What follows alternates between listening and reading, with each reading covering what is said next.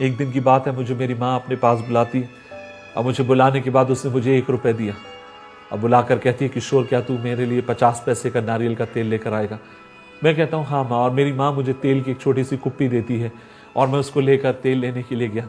और जब मैं तेल लेने के लिए गया और तेल ले ही रहा था, उतने में जब जो व्यक्ति तेल भर रहा था उसके पास वहीं पर एक कांच का मर्तबान था, एक बरनी रखी हुई थी और उसके भीतर एक मिठाई मैंने देखी। और मैंने उस व्यक्ति से पूछा, भैया ये क्या है?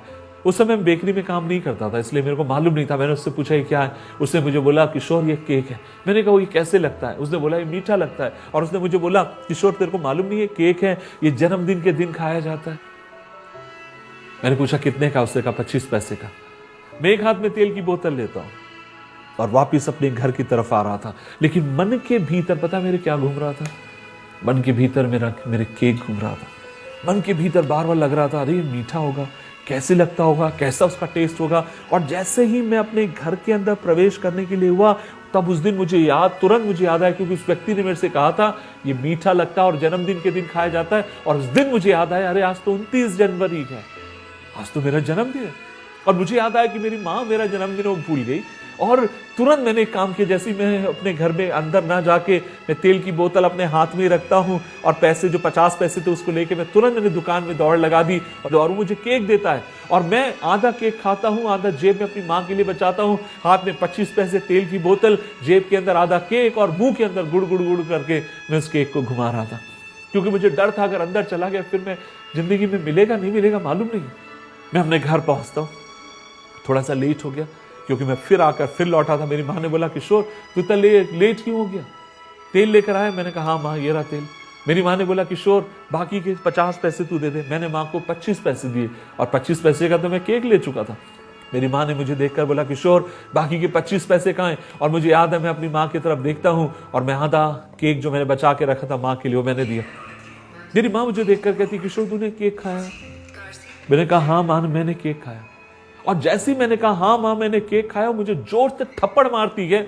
मैं जमीन पर गिर जाता हूं, मेरा केक पलंग के नीचे गिर गया और मेरी माँ मुझे बुरी तरीके से मार रही है। मेरी माँ मुझे बहुत बुरी तरीके से पीट रही है।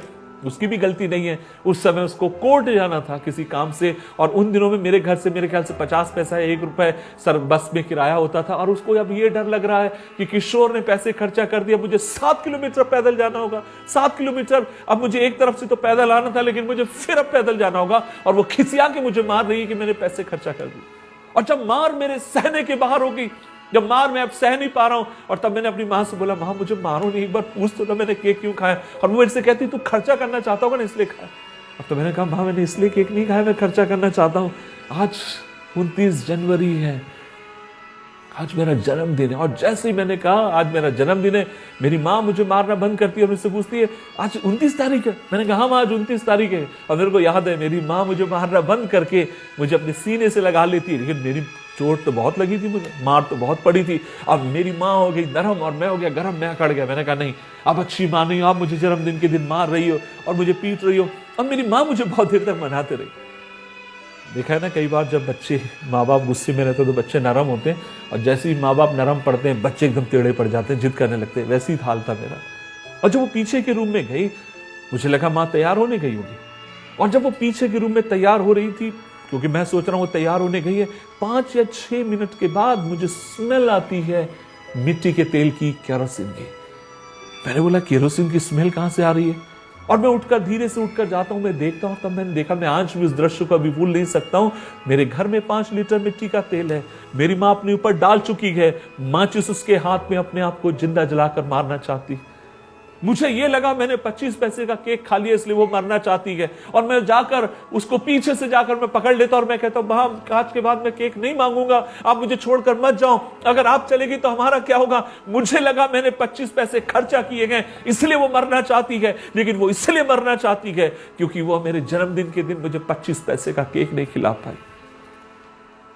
हम रो रहे थे, चिल्ला रहे थे, ना कोई पड़ोसी आया, ना कोई व्यक्ति आया बचाने, कोई नहीं आया। अब मुझे डर लगा कि मां को कुछ हो ना जाए। मैं बहुत देर तक उसको पकड़ के रहा। मैं विश्वास करता हूं जब कोई नहीं देख रहा था तब भी स्वर्ग का परमेश्वर हमें देख रहा था।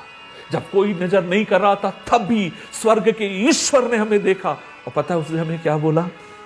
मैं सोचता हूँ वो हमें देखकर कह रहा होगा, रो मत, बिलबिलाओ मत, तुम जैसे हो ना वैसे मैं तुम्हें स्वीकार करने की ताकत रखने वाला तुम्हारा परमेश्वर हूं। और आज मैं आपसे कहना चाहता हूं, मुझे नहीं मालूम आपकी परिस्थिति क्या है, मुझे नहीं मालूम आपके हालात क्या है, मुझे नहीं मालूम किस परिस्थिति से आप इस दुनिया में होकर जा रहे हैं, लेकिन ये बात मैं कहना चाहता हूं, आप जैसे हैं आपका परमेश्वर विश्वास योग्य है आपको स्वीकार करने